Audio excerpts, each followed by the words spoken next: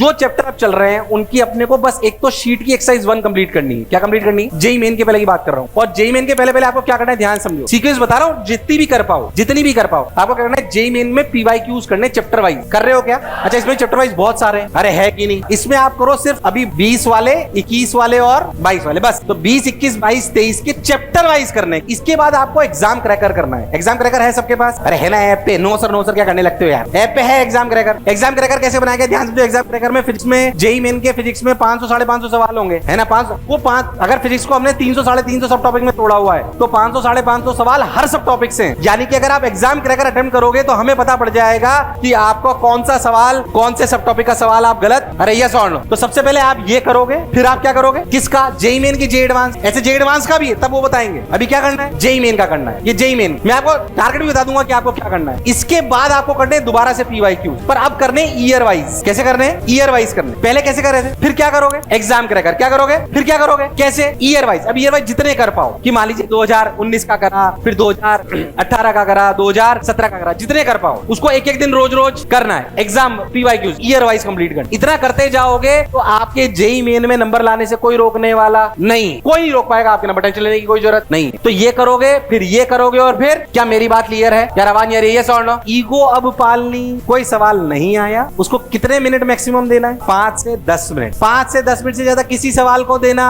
उसके बाद ईगो नहीं पालनी है। मैं आपको एक छोटी सी बात बताता हूँ। अगर 11th का बच्चा होता तो मैं अलग बात बोलता, 13 में बिल्कुल अलग बात बोलता हूँ। फिर से दोबारा रिपीट कर रहा हूँ। 11th के बच्चे को हम बोलते हैं कि सवाल को कम से कम आधे घंटे ट्राई करिए, क्योंकि उसके पास टाइम है। आपके पास टाइम, आपने आधा घंटा ट्राई करके, मैं कह रहा हूँ सवाल कर भी लिया, आपने 40 मिनट लगाया, आपने सवाल कर भी लिया, आप खुश भी हुए। बट क्या उस 40 मिनट में हम कम से भी कम 8-10 सवाल कर सकते थे? अब बताओ, उस एक सवाल से सवाल आने की प्रोबेबिलिटी ज्यादा है कि 10 से? तो 10 करिए। अरे यस और किसी सवाल से कोई ईगो ज्यादा। ये गलती मैंने करी थी, क्योंकि मेरे पास वाला करता था, मेरे पास वाला 40 मिनट लगा था। साला हमें एक सर ने बोल दिया था कि भाई जो है सवाल जब तक नहीं हो साला जूझते रहो। नहीं, ये सुनने में अच्छा भी लगता है ना, टीचर के बोलने में भी अच्छा लगता है कि साला सर बोल रहे हैं कर्मठता से लड़ना चाहिए। अरे लड़ना भी तो चाहिए, सच्चाई है, पर जब समय का अभाव तो स्मार्टली भी काम करना चाहिए। एक बात बताओ, तुम अगर ये बात सच्चाई है, मैं एक सिंपल सी बात बता रहा हूँ कि अगर तुम कोई सवाल तुमसे 20 मिनट में, 40 मिनट में तुमने कर लिया, 40 मिनट में अगर वो सवाल तुमसे हो भी गया, पर अगर वही सवाल का सॉल्यूशन देख लेते और 15 दिन बाद वो एग्जाम आ जाता, तब भी उस सवाल को कर पाते कि नहीं कर पाते? तो अभी भी करो। मतलब आपके पास टेक्स्ट सॉल्यूशन है, वीडियो सॉल्यूशन है, टीचर से आके डाउट पूछ लो, जो तुम्हें करना हो। वैसे भी मैक्सिमम के तुम्हारे पास टेक्स्ट सॉल्यूशन है ही है। जहां तक मैं समझता हूं, अब तुम्हारा आईक्यू लेवल इतना हो गया है कि 10 सवाल के अगर टेक्स्ट सॉल्यूशन देखते होंगे तो 9 के समझ आ जाते हो। अरे यस और नो? एक एक को इकट्ठा करो, डाउट आके पूछ लो। मैं तो कह रहा हूं हफ्ते में एक दिन आना है, वो भी तुम्हें फिर सुन के बुरा लगेगा सर मना कर। यहाँ पे डाउट काउंटर पे खड़े होकर 2-2 घंटे खराब करने की जरूरत नहीं है, प्लीज। मैं तो कह रहा हूं तुम्हारे अभी बच्चे बैठ के पढ़ते रहते हैं, वो ठीक है। अगर घर पे अकेले मन नहीं लगता है तो आराम से यहाँ बैठ जाओ, नीचे बैठ जाओ, जहां तुम्हें बैठना है बैठ जाओ, उसमें हमें कोई समस्या नहीं है। क्या रिजल्ट लाके दोगे? अरे पक्की बात, सोच लो। ये वाली सीक्वेंस को ध्यान में रखेंगे, बिल्कुल अपने को घबराने की जरूरत नहीं है। स्टडी मटेरियल की कोई कमी वाली बात नहीं। एग्जाम क्रैकर करो, पीवाईक्यूज करो, लेक्चर्स देखो, एडवांस के लिए सब रहोगे ना एडवांस तक? ये भागने वाले हो तुम लोग?